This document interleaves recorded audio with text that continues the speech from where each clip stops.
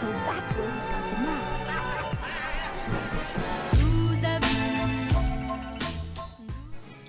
Hi, I'm John from Lord's Brewing Company, and I was recently in London, and I was in a podcast on Food Tribe, which is their first ever podcast, so that's really exciting news. But tonight, it's not about our podcast. What it's about is beer. So, tonight, we are trying, or in the morning if you're watching this in the morning, we are trying Sunset Cocoa, which is completely out. There you go. It's a chocolate orange porter. Now this isn't actually one of our core range, but we did this at Christmas and it's been a big hit. So I'm having to read you the description of the bottle. It inspired by the famous spherical orange flavoured confection. You know the one. This porter is stacked with cocoa nibs, sumptuous dark malts, orange zest, vanilla and lactose to create a beer that is so akin to a dessert you might want to use a spoon. There you go. So it has got all sorts of good stuff in it, like hops, mandarin puree, sweet orange peel, cocoa extract, vanilla extract. There's loads of cool stuff in it, basically. So we're going to dive right in. If I can find my bottle opener on my table. I just did a live feed on Instagram. We'll do this one. This is a Kegstar bottle opener, which you can get free if you steal it at the BeerX thing at SIBA. So they're expos in a few weeks. So we've got a classic Lord's Brewing Co glass. Look at that. Look, can you see that there? Look at. Oh no, you can't see it. It's like a little bit of, oh, you can't see it. There's like a beautiful bit of gas coming out there. Nice. Woo. Let's get that bad boy poured. Oh yeah. There we go. Pouring with music. So the music, by the way, is by a guy called Handbook, who is on all sorts of platforms, including Spotify, and he's from York. And we did a beer recently called Cadillac Outlaw, which is this one here, and we did that with the guy with the chicken mask on. Is called Brock Berrigan, who is also a chill hop artist, and he's from America. He's from New York specifically, and that's a painting of a picture. Anyway, so Handbook is also as famous. And he's an amazing guy, nice bloke, really chilled out, awesome guy. So we said, we've done a beer for Brock, let's do a beer for you. So on Friday, he came in, made a beer, and he's going to release a track with that beer. Not only that, his artist in America is going to do the design for him. So we're going to have a really cool, hoppy pale ale, but with like loads of, like, you'll be able to listen to the track that goes specifically with the beer, which is pretty epic. So, and the artwork will be collectible, so that's pretty cool.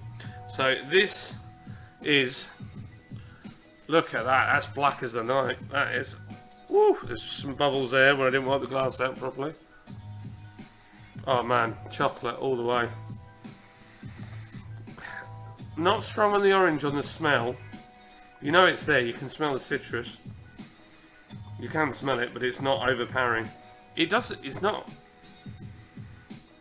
If chocolate orange was a beer, it would smell like that. That's essentially what it smells like.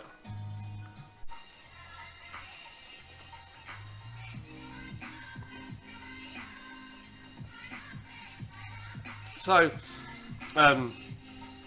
you've got the chocolate flavour from the malt and the cocoa nibs, but then you get this really sweet taste from the orange, and then the lactose as well.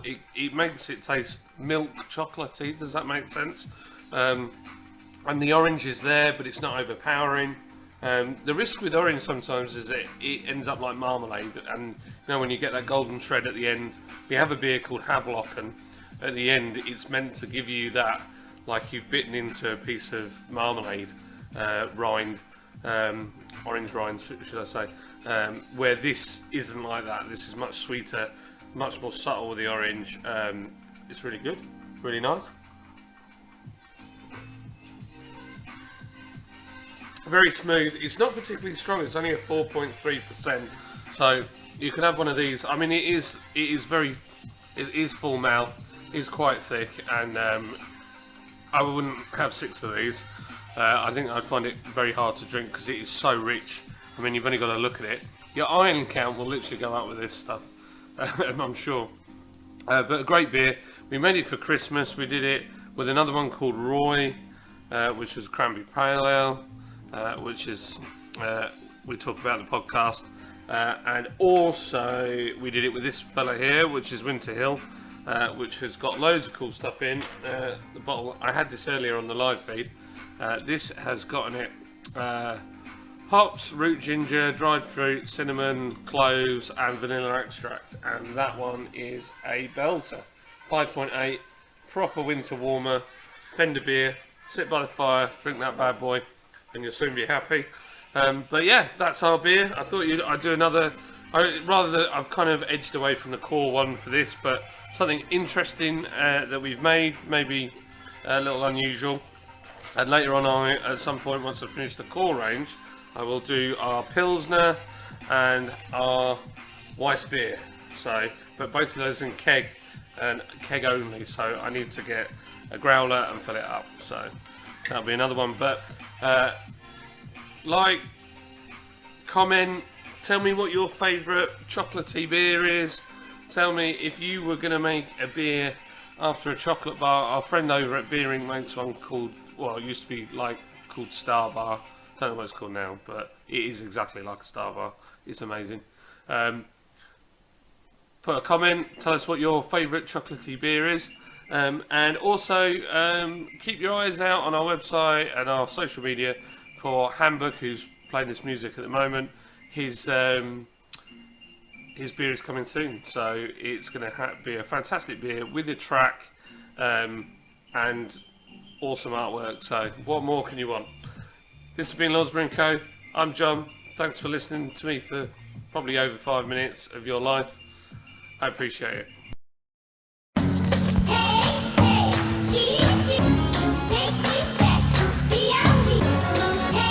Now play it big. Give them some more of that out of the world stuff.